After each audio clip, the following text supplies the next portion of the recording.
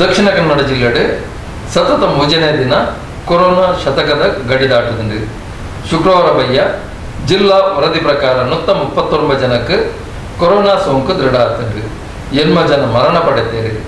51 ಜನ ಚಿಕಿತ್ಸೆ ಪೂರೈಸಾದ ಆಸ್ಪತ್ರೆ ಬಿಡುಗಡೆ ಆಗ್ತೀರಿ. ರಾಜ್ಯದ ಶುಕ್ರವಾರದ ದಿನ ಸೋಂಕಿತರ ಸಂಖ್ಯೆ 2313. ಒಟ್ಟು ಅಂಕಿಅಂಶಗಳನ್ನು ತೋನಾಗ ಹೊರಗು ಗಾಬರಿ ಹಾಕೊಂಡು ಆಂಡಲ ಚಿಕಿತ್ಸೆ ನಿಯಂತ್ರಣದ ಹೋರಾಟಲ ಆತೆ ಜೋರುಡು ಆವೊಂದುಂಡು. ಸತತವಾದ 3ನೇ ದಿನಲ ಸೋಂಕಿತರ ಸಂಖ್ಯೆ ಶತಕದ ಗಡಿ ದಾಟದ ದುಂಬರಿಯೊಂದುಂಡು. ಶುಕ್ರವಾರ ಬಯ್ಯದ ಜಿಲ್ಲಾ ವರದಿ ಪ್ರಕಾರ ದಕ್ಷಿಣ ಕನ್ನಡ ಜಿಲ್ಲೆಡು ಕೊರೋನಾ ಸೋಂಕಿತರ ಸಂಖ್ಯೆ 139. 51 ಜನ ಚಿಕಿತ್ಸೆಯನ್ನು ಪೂರೈಸಾದ ಬಿಡುಗಡೆ ಆತೇರು. 8 ಜನ ಮರಣ ಪಡೆತೇರು. ನೆಟ್ಟು ಹೆಚ್ಚಿನಕ್ಕೂ ಬೇತೆ ಬೇತೆ ರೋಗಗಳು ಬಳಲೊಂದಿತ್ತದು ಚಿಕಿತ್ಸೆ ಫಲಕಾರಿ ಅವಂದೆ ಮರಣ ಪಡೆತೇರು.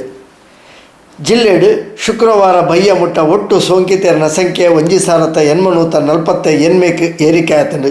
ಈ ಪೈಕಿ 1057 ಜನ ಇತ್ತ ಸಕ್ರಿಯವಾದ ಚಿಕಿತ್ಸೆಡು ಉಳ್ಳೇರು.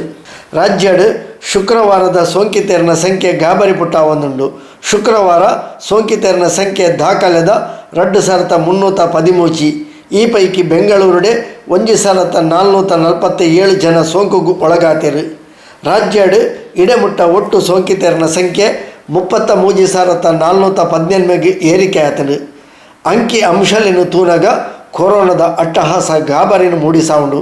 ಆಂಡಲ ಕೊರೋನಾದ ವಿರುದ್ಧ ಹೋರಾಟಲ ಅತಿ ಜೋರುಡು ಉಂಡು.